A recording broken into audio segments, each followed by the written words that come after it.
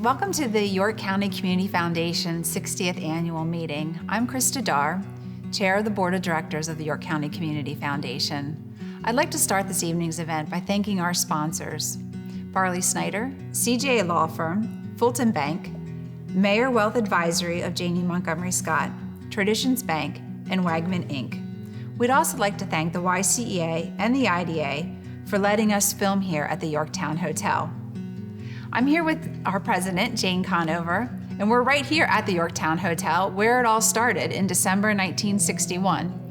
Jane, can you imagine back then when all those community leaders came together here at the Yorktowne Hotel, that what they did and the seeds that they planted would have lasting change in our community for decades to come? It's a great image, Krista. And there were some really familiar faces around that table. P.H. Gladfelter, Henry Schmidt, Philip Hoover, and Mary Kesey. But a lot has changed since then. Back then, we only had $6,800 in the bank at the Community Foundation, and we awarded $700 in grants. Yeah, and just like the change that Yorktown has gone from then to now, it really does epitomize the change that the foundation and the community has gone through over that same period of time. Yes, it does, and it's amazing. Over the years, the Community Foundation has worked with many individuals, families, companies, and nonprofit organizations to establish 650 different endowed funds, totaling $178 million in assets today. Over those years, we've distributed $83 million in grants to thousands of organizations throughout York County, and we've worked with thousands of volunteers to help guide our work over the years. One of the keys to our success was really to connect with other community foundations around the country through the Council on Foundations. Kathleen Enright, the president and CEO of the Council on Foundations, is here to share a special message.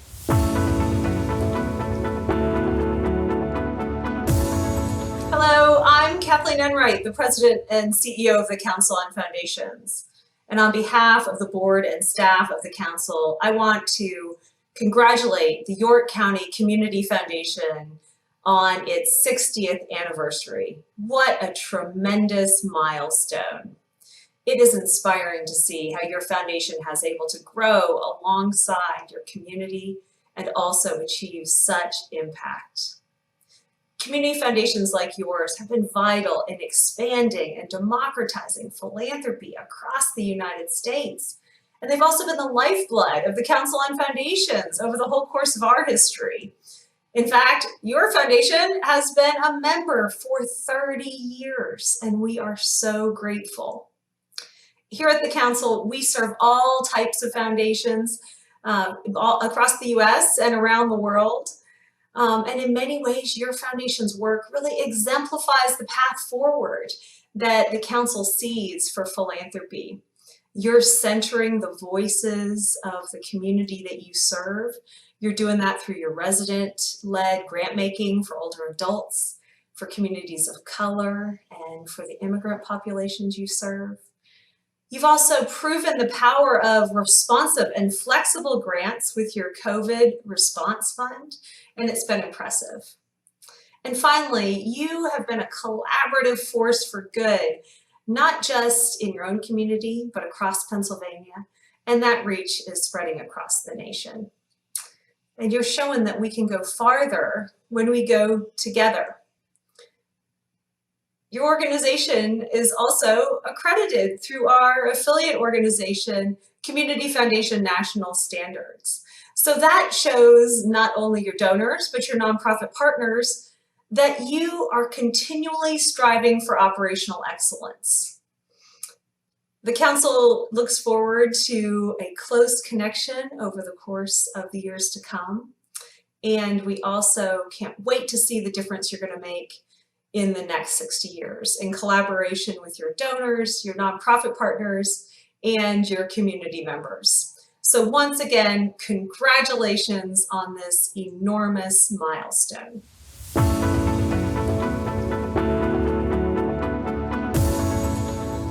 That was a great message from Kathleen.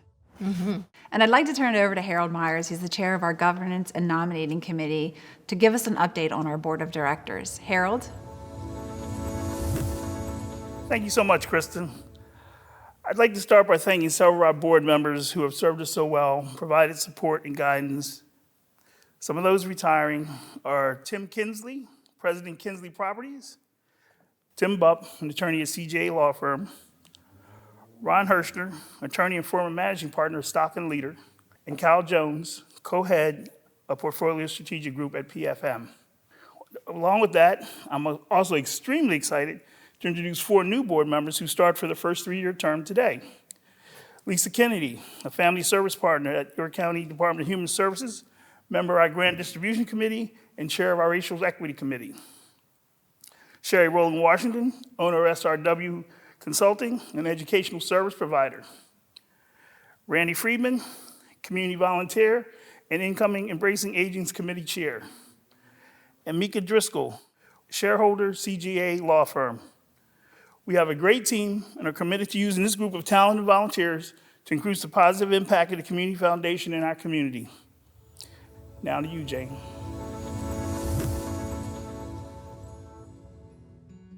I'd like to add my thanks to the retiring board members for all their support over the years, and I'm really excited to welcome the new board members. I know we're going to do great things together. 2020 was a challenging but remarkable year. Donors contributed $8.3 million in gifts. Our assets grew by 9.7% for a total of $178 million, making us the 4th largest community foundation in the state. We also broke a record with our grant making and awarded $7.2 million in grants last year. On top of that, we established a COVID-19 response fund with our partners at the United Way and other foundations in York County. That fund has helped 700 families remain housed, and 93,000 households received food thanks to the COVID-19 response fund. We started a racial equity fund as well with $100,000, and we're able to double that in size with additional gifts. So I'd want to give a real big thank you to all the donors who have entrusted us to be good stewards of their gifts. I'd also like to make a special thank you to the board of directors and to our staff who really stepped up when our community needed us most. We did really accomplish a lot in 2020, and you're right, it has always been our focus to make sure that the grants that we're making in the community are really having the impact that will make a difference. And so the other thing that was great that we did this year was really spend a lot of time talking to our key stakeholders. We met with donors, we met with grant recipients, and we met with community members to make sure that what was important to them and what was going to really make community transformation happen is what we were focused on throughout the year. And that also led us to spend some time talking about our own strategic focus in 2020. We did, and you know, those strategic conversations were really aimed at surfacing what are the 3 most important questions we need to ask ourselves and answer over the next 3 years. The first one that rose to the top was how do we weave diversity, equity, and inclusion into all of our work? So we decided that the Community Foundation had a role to play in helping our community evolve so that everyone has opportunities to thrive. We started to take some steps too, so we formalized our Diversity, Equity, and Inclusion Committee and added the chair of that committee to our executive committee. We also have expanded the outreach for grantees, and so have increased the number of new grant applicants. We've been supporting organizations that are ending racial bias, like the YWCA of York and Confronting Racism. We've also sat around those tables to help create change together. One of the things we need to continue to do, though, is to listen and learn.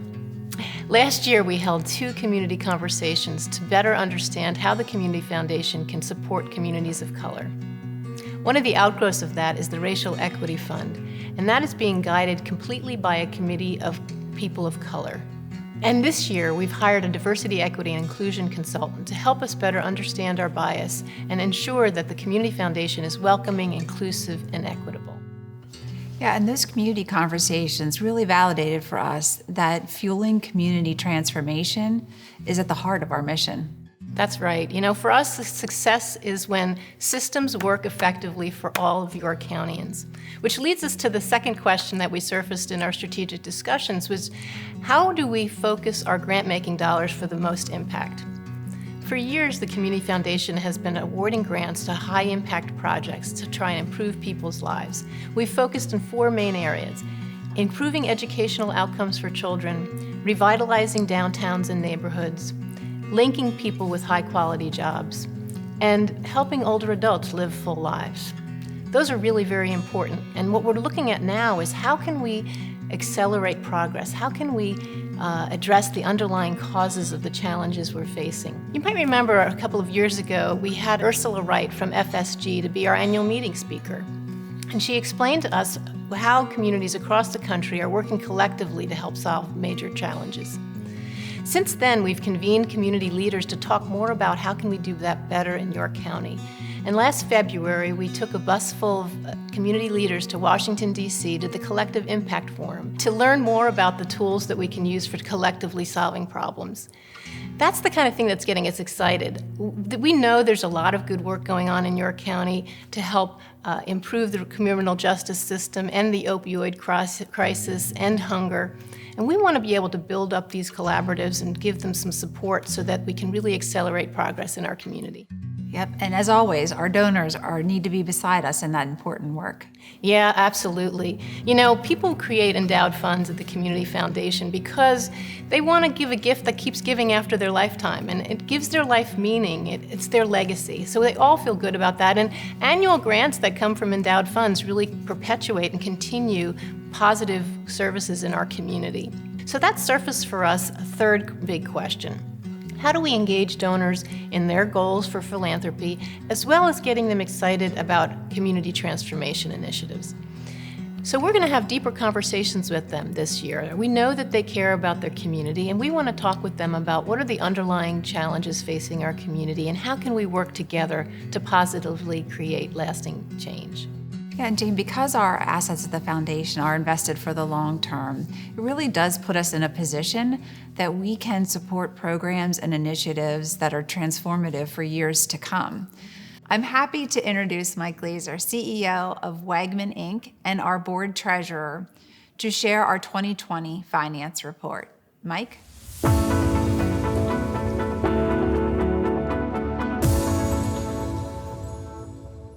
Thank you, Krista. I'm happy to share a few highlights of our 2020 financial results. Despite the dramatic impact of the pandemic on the U.S. economy, the efforts of all York County Community Foundation stakeholders resulted in a significant strengthening of our financial position. Donors gave generously in 2020, and we received $8 million in new gifts. That, coupled with an endowment investment return of 9.7%, were major contributors to our growth in assets of over $178 million, a new foundation record high. In a year of great need in our community, we have responded by awarding $7.2 million in grants, another foundation record. Our operating budget benefited from the financial market results and reduced expenses from COVID restrictions. We ended the year with a surplus, which we will invest back into the community. As stewards responsible for charitable funds, we have a responsibility to our donors to ensure their endowed funds continue to achieve their vision, to the nonprofits who rely on endowment revenue to support their programs, and to York County to preserve our place-based foundation to meet the emerging needs of our community. We are grateful to all of our donors who place their trust in the foundation to steward their gifts for the long-term benefit of our community. I'd also like to recognize York's nonprofits who were local heroes in 2020 by stepping up to help those facing hardship because of the economic slowdown. The Community Foundation is dedicated to conducting our operations with integrity and always remaining your trustworthy and accountable partner. Thanks for that update, Mike. We exist because hundreds of generous donors have started funds with us here at the Community Foundation or have named us in their estate planning. Mary Kay Bernosky, who joined us in 2020 as our Vice President of Development, is up next to thank some people who have supported us this past year.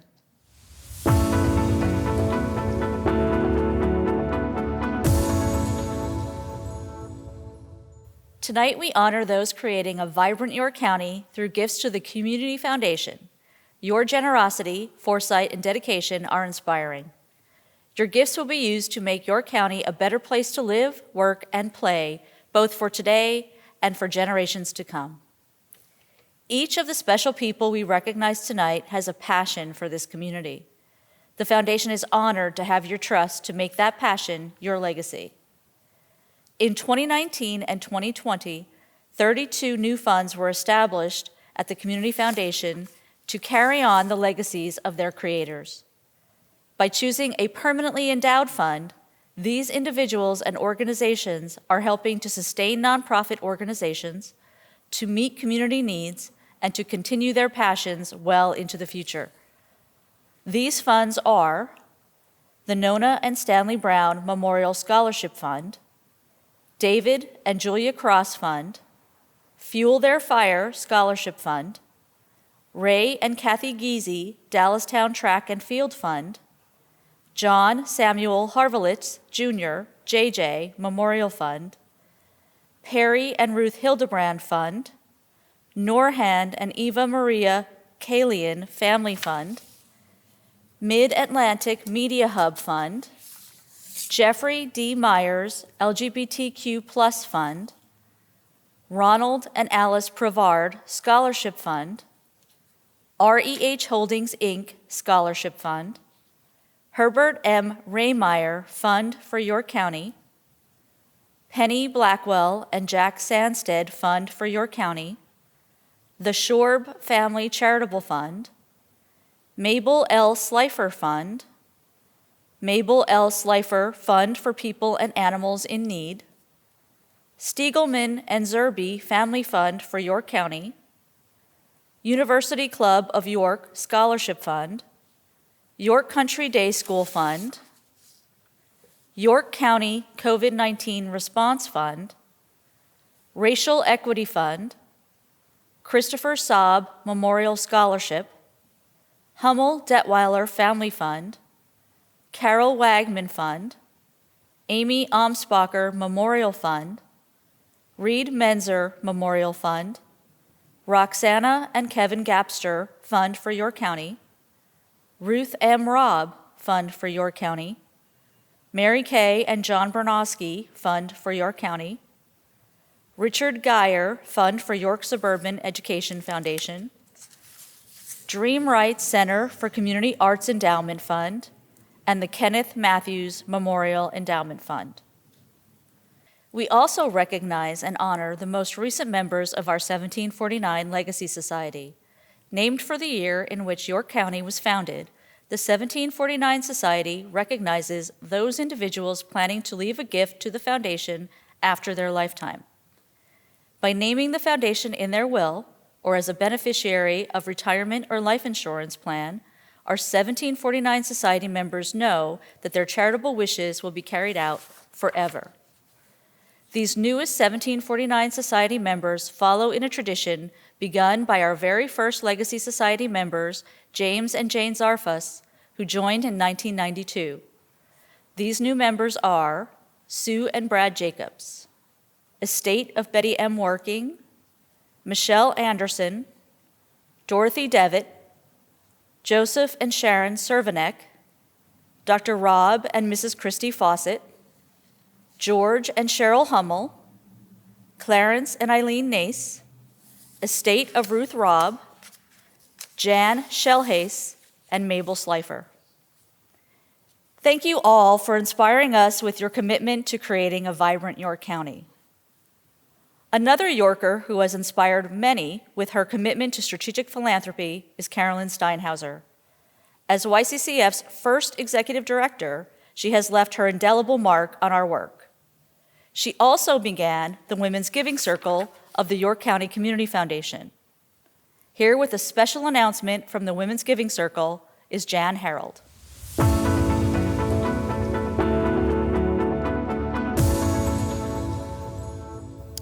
Good afternoon. It's really good to be here with all of you this afternoon. And I'm especially happy to take part in this wonderful occasion, the inaugural presentation of the Carolyn Eistersteinhauser Prize. The Women's Giving Circle has established this prize in Carolyn's honor and to recognize others in the community who reflect what I'll call the Carolyn factor. I think most of you probably know that Carolyn hews pretty closely to the concept of strategic philanthropy. And strategic philanthropy is at the heart of the Carolyn factor. The Carolyn factor takes aim at the community's most important and complex issues that are believed to be holding the community back. It facilitates the collective action of individuals and organizations working together across multiple systems and sectors. And it understands that this kind of work needs time for innovation and informed risk-taking. In other words, the Carolyn factor knows that durable community change is hard work, very hard work, and it accepts the challenge. Projects that reflect the Carolyn factor need a very special kind of leadership. They need an individual who has the courage to lead and the fortitude to confront the inevitable obstacles and risks of change. An individual who at the same time has the delicate skills needed to orchestrate conflicting agendas and priorities, and the stability to hold firm when things get tough. I think you'd agree that's a pretty tough job description. But as noted, the Carolyn factor doesn't shy away from hard work. The task force that considered qualifications for this prize opened the award to men, women, individuals, and organizations. And it determined that the prize would not necessarily be awarded every year. Rather, it will be awarded when worthy candidates emerge. In considering possible candidates, Jenny Engler's name surfaced quickly and was affirmed unanimously. In her role as president and CEO of Family First Health, Jenny has expanded both the scope and scale of her organization tremendously. From a single community health center serving York County, she has grown to a presence in 3 surrounding counties. And from a center focused solely on medical care, she has added behavioral health as well as addiction services. But the story doesn't end there. Jenny's impact has not been limited to Family First Health. She has lent her leadership and engagement skills to numerous community and statewide initiatives, both within and outside the healthcare field. To mention a few, Jenny has held leadership and advocacy roles in the York Suburban Education Foundation, the Pennsylvania Coalition of AIDS Service Providers, the White Rose Leadership Institute, the Healthy York County Coalition, and the Pennsylvania Coalition for Oral Health. Jenny has a very prominent seat at the community table. So it is my very great pleasure to recognize Jenny's work and her impact in our community. She sets a very high bar. So Jenny, I'm going to try to let everybody see. The award includes this Ophelia Chambliss print. In addition to the print, Jenny will also receive a check for $1,000. So congratulations, friend Jenny. Put this back down. So hearing Jan share her perspective and the honor of receiving this recognition feels amazing. I'm so appreciative, and I will say it feels just a little bit awkward. I grew up in a household that inspired me to do good work, to make impact, and to make the world a better place than I leave it. And the opportunity to be in York the last 15 years and do some good work that's appreciated and even recognized in the same circle as the Carolyn Factor, and to be recognized by the Women's Giving Circle, a great group of women who I admire their connectedness and their passion about making our community a better place. So I'm incredibly grateful. I'm grateful to a family who supports me every day, and I'm also grateful to a great team at Family First Health. And lastly, I would say I'm grateful to all those people who made space for me throughout my career. They opened doors, they gave me a seat at the table, and they listened. They listened to crazy ideas, and they maybe listened to a couple of great ideas. And I am happy to be able to continue that legacy of what was provided to me, to others in our community. And kind of the greatest accomplishment I could think of would be part of positioning someone else in the future to receive this honor. So I'm incredibly grateful. Thank you to the Women's Giving Circle and the York County Community Foundation, and to Jan for those very kind words. Thank you to our new fund holders and legacy members. And congratulations, Jenny. We're so excited that the Women's Giving Circle has recognized outstanding leaders who think big, like Carolyn Steinhauser. 20 years ago, C. William Trout wanted a way to honor his father, who was a dentist in the Red Lion area. He wanted to ensure that students had access to dental care. Over these years, $270,000 has been distributed from that fund to the Red Lion School District so that children had annual checkups and dental cleaning. Let's meet the dental hygienist who's carrying out Dr. Trout's legacy.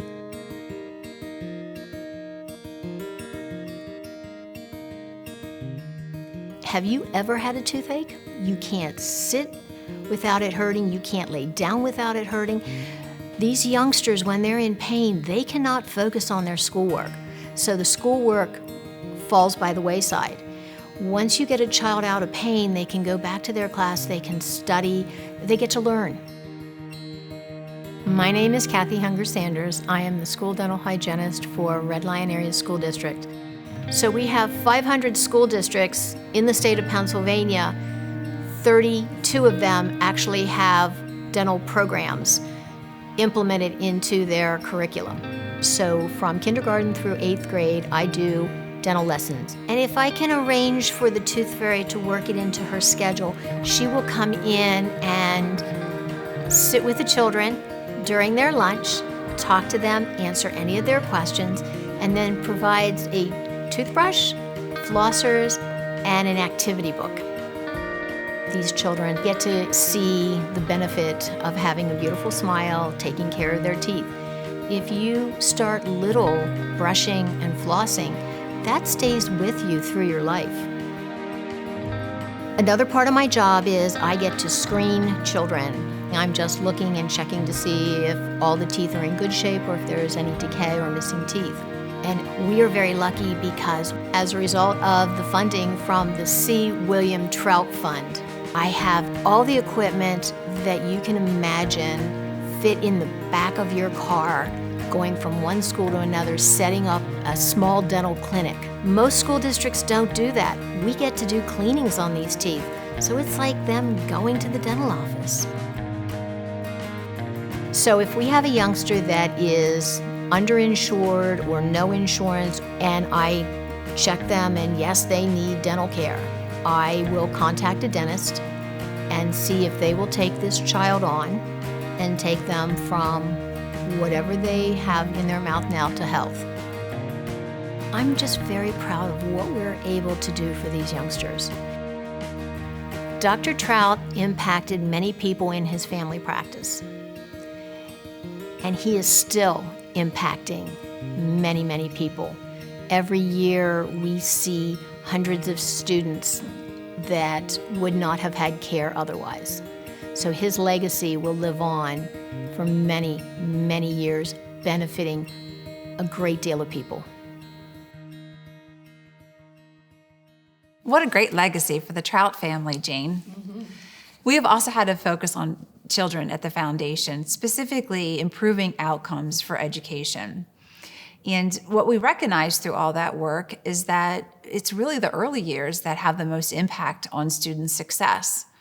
So we're really excited about the First 10 program. The First 10 is a national program that brings together child care providers, social service organizations, as well as school districts to really provide a comprehensive approach for a student to get the support that they need to be successful. And it's called First 10 because it's really focused on those first 10 years of a student's life. That's really when they really lays the foundation for their educational experience.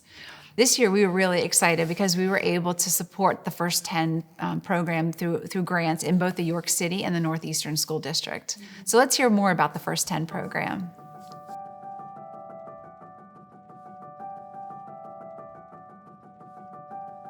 Education is ever changing. It's changed from 5 years ago.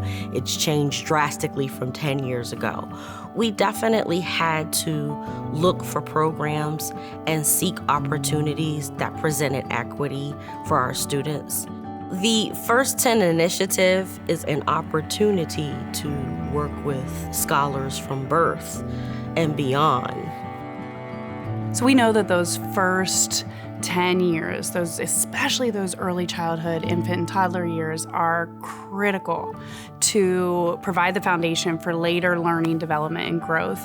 And so the First 10 framework gives us a model, it gives us a paradigm that can bring all of the stakeholders wrapping around a family, wrapping around a student to make sure that that foundation is as solid as it can possibly be for our children in the community. First 10 has made teachers vertically collaborate. It's not just a snapshot glance of who they are with me in one year, but who they were and who they're going to be after they leave me. So the continuity there is super important to me. The First 10 framework from which York City operates is in coordination with EDC, the Education Development Center, and they're located in Massachusetts, and we're really fortunate to work with Dr. David Jacobson. He is a national First 10 expert. We summarize the goal of the work as all children learn and thrive. And that really represents a strong commitment to educational and racial equity and to the whole child. So the all children part is really about eliminating disparities based on race, based on culture, based on income. And the learn and thrive part is a whole child notion where we have academic outcomes in mind, health and mental health outcomes in mind, and social emotional learning in mind. And what's distinctive about First 10 is that we develop and we implement coherent plans, not just in early childhood, not just in elementary schools, but across the full early childhood continuum, across the first 10 years. And when we do that, we're focusing on teaching and learning in classrooms, we're focusing on developing strong partnerships with families, and we're focused on coordinating comprehensive services for children and families. A lot of times, a lot of initiatives focus more on the teaching and learning in classrooms piece or on the family and comprehensive services piece.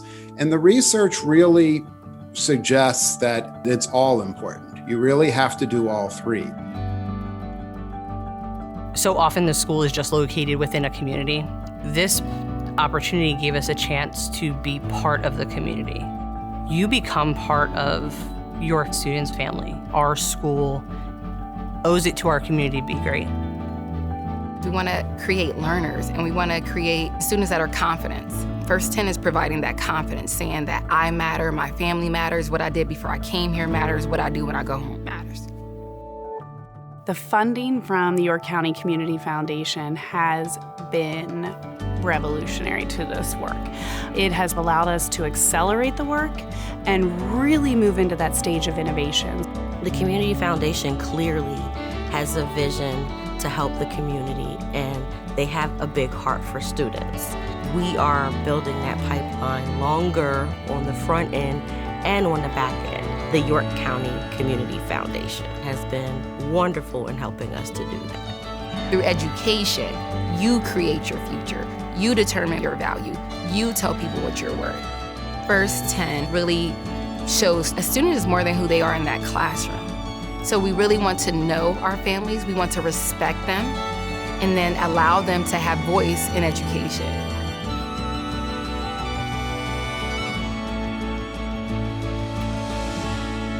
Many nonprofits had to be nimble in 2020. The Community Progress Council stands out. Let's hear more about their story.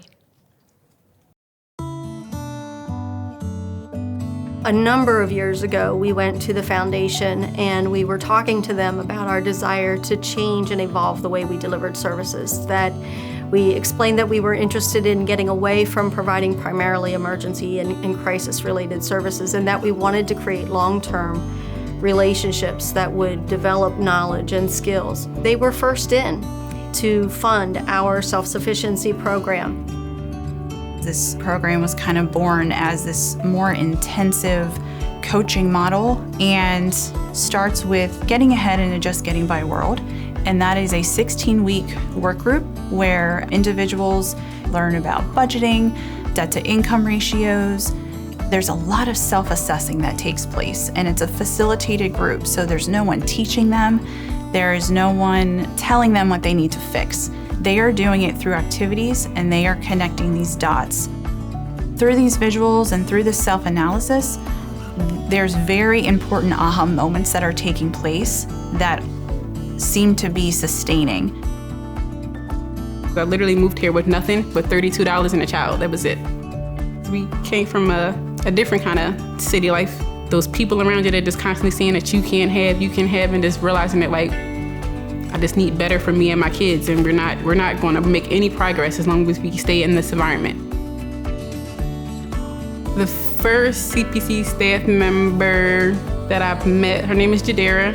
She listed so many other programs and things that they had to offer, and by starting with the self-sufficiency classes, I was able to meet wonderful people that I'm still in contact with, have grown close to, they're close friends now. We hang out all the time, our kids play together, even go to the same schools now. Sometimes it's hard when it's you're looking at your own life. It's oh, I still have things to do and I still have steps to go. But it's when I first came to CPC, I didn't even know where I was going to live. By next year, we'll be in our own home. We won't be renting anymore. We'll be owning a home. I took it one step at a time, got myself out of debt, built my credit score up. I've done so much since I've been working with them. I know what I'm capable of now. And I wouldn't never learned that about myself had I not met the wonderful staff at CPC. Getting Ahead groups, they are usually in person.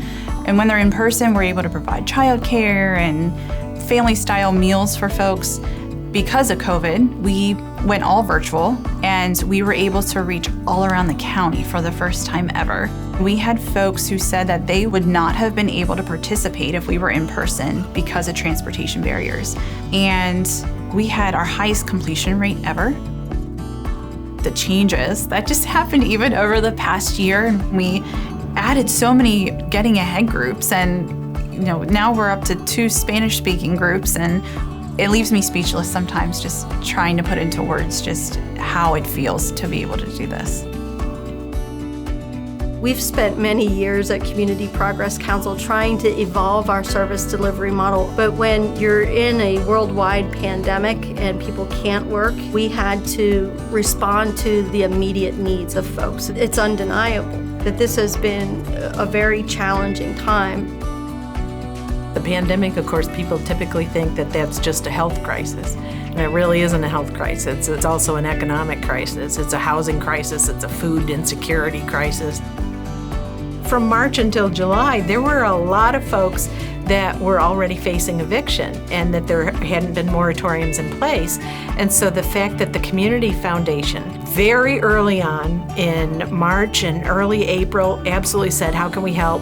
And offered assistance and offered funds to meet those needs, even before the bigger rent relief program came into play. So I'm very proud of what we've been able to do in providing the money throughout York County for so many people to prevent their eviction. We've heard from so many families that we absolutely help them to keep their housing. To know that during the pandemic, we've assisted those who are unable on their own to stay in their home feels amazing to me. It feels like we are truly progress. I feel like the Community Foundation is a true partner to us. They believe in the mission that we're trying to accomplish, that we want to have long-term relationships with the families that come to us for assistance. I believe most importantly that the foundation believes that people can change their lives. It's been a tough year for so many, and yet there's still reason to hope. We're standing here during this major transformation of this iconic hotel because so many people believe in York County and wanted to support this project. That's what brings me hope. Thank you for being with us here this evening and for celebrating our 60th anniversary.